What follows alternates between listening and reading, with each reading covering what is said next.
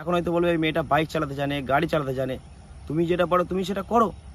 আমি বলছি না যে তোমরা তোমাদের শরীরটাকে খুলে ভাসিয়ে দাও। এই মেয়েটাকে দেখে শেখা উচিত।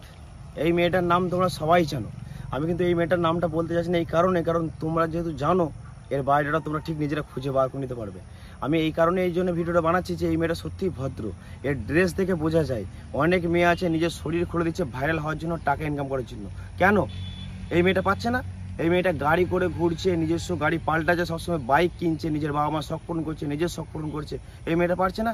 ওই ড্রেস পরেও তো পাচ্ছে। তাহলে কেন শরীর খুলতে হবে? আমি এই মেয়েটার বাবা মার শিক্ষার দাম দিতে চাই যে সত্যি এই মেয়েটার বাবা মার শিক্ষাটা কেমন, যে ভালোভাবে শরীরে ড্রেস পরে থাকা অবস্থায় ভিডিও বানিয়ে টাকা ইনকাম করা যায়। কিন্তু সেটাকে অনেকজন মেনটেন্স করতে চাইছে না। যারা মেনটেন্স করতে চাইছে না তাদের জীবন কিন্তু আস্তে আস্তে শেষ হয়ে যাবে, আর যারা মেনটেন্স করছে তাদের লাইফ টাইম চলবে। একে দেখে শেখো, শিখলে তোমরাই কিছু পারবে, নাহলে কিছু পারবে না। কি করে যখন ভিডিও চলে না তার শরীরটা আস্তে আস্তে খুলতে আরম্ভ করে, যে আমার শরীর খোলা অবস্থায় অন্যজন দেখবে, আমি আরও ভাইরাল হবো।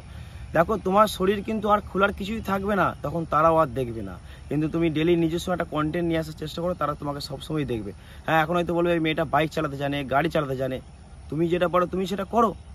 অন্যর দিকে কপি করতে হবে না, শুধু এর দিকে এটা কপি করো যে ভদ্রভাবে কীভাবে ভিডিও বানানো যায়। এই মেয়েটা সত্যি নিজের শখ পূরণ করে, এ বলে নয়, অনেক মেয়ে আছে এখনো ভদ্রভাবে নিজের বাবা মার শখ পূরণ করে, নিজের শখ পূরণ করছে, ভালোভাবে ভিডিও বানাচ্ছে।